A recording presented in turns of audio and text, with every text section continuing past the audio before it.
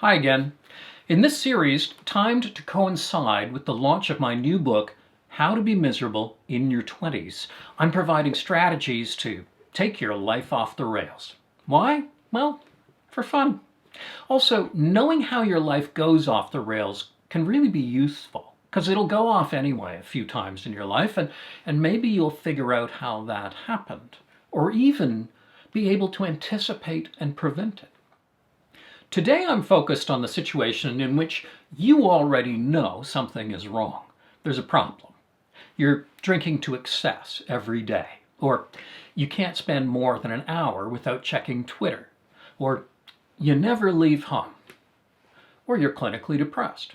All of these situations are things that bring people into my office, and I need to know not only what the problem is, but also what the person thinks of it. Are they hopeful? Have they lost hope? What's their idea about a solution? One of the things I really want to know about is how much effort they think that a solution might take. Sometimes just asking the question can bring home the reality to them. So in recent years, I've taken to asking a kind of risky question. And it's risky because it can seem a little silly, a little dismissive, even a little childish. And I'm usually asking it before I've really got a lot of trust from that person. Usually in therapy, you save that risky stuff for later on when people are willing to give you the benefit of the doubt. So it's not perfect, but I use it anyway. Here's the question. This depression you've been experiencing, has been with you for a while. Thank you so much for telling me about it. Now, when you think about dealing with it, or resolving it, or getting past it, does this thing seem more like a mosquito or more like a dragon? Now, everyone I ask this question to says the same thing.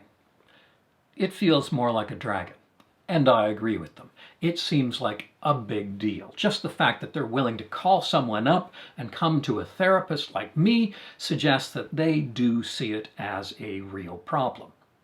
But I point out what a disappointment that is, because, if it was a mosquito, that'd be easy. You could just brush it off. You might even do that without half thinking. You could go on watching television or looking at YouTube and do it almost automatically. But if it's a dragon, that probably isn't going to work. It's going to need your full attention. You may need to sit down and really think this one through in a way that normally we don't. You might need to gather together all of your resources and make defeating this dragon a central mission in your life. No one ever defeated a dragon without looking, or while they're caught up in YouTube, or without really looking at it. There's all these stories about finding the dragon's one vulnerable point, looking for, like the missing scaly bit or something. But to find that, you have to really look close, and it may take all your power to do anything about it. Most people who've been dealing with depression, they get this. Sometimes they haven't been thinking about it in quite this way, but when they reflect on it, they can see this thing isn't going away on its own. And doing one tiny little thing isn't going to do it. This is a project. There's probably been some things in your own life that you've treated as mosquitoes that really were dragons. Maybe it was something like renovating a bathroom, or doing a bachelor's thesis, or building up your business, or maintaining a relationship. And you were hoping it was a good story, a mosquito, something that would pretty much take care of itself. Little brush, done. But it wasn't. And a year later, that bathroom's still not done. That relationship, over. That business, failing. That sense of dissatisfaction in your life, still grinding on. This is one way to be miserable. Take a big problem and pretend that it's trivial, something you don't need to pay attention to and plan out how to solve. Now, one area that people do this a lot is with drinking problems. This is no big deal. I can stop whenever I want. Great. When was the last time you had a day without alcohol?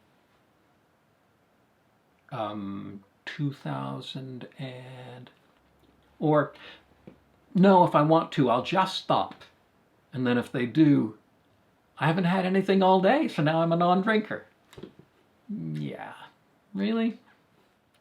Big problems are made up of small, manageable steps. Overcoming depression isn't a matter of one sword thrust at a dragon. It's a bunch of little things.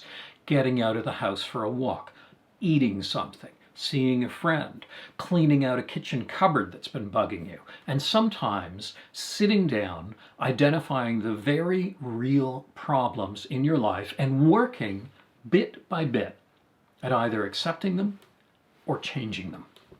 Every small step feels stupid and trivial and insignificant. And if they seem like that, you're probably working at the right level.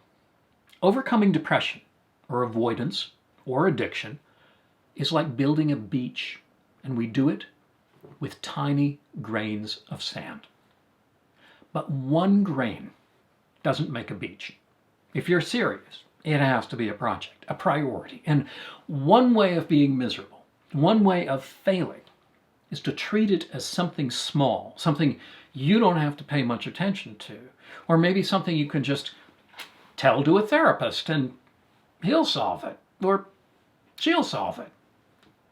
The truth is, therapists like me, we don't solve anything. We're just handing up the bricks. You're the one building the house. Sometimes my role is pointing at the dragon and telling the truth. That ain't no mosquito. With some problems in all of our lives, we need to suit up, turn off the television, and focus. In virtually every story you've ever heard about a dragon, it was defeated, or it somehow became a friend. But that never happened by just ignoring it. Recognizing it for what it is can be scary. It can feel like you're risking failure, but you're not. By treating a dragon as a mosquito, you're making failure certain. By treating a dragon as what it is, a dragon, what you're risking is success.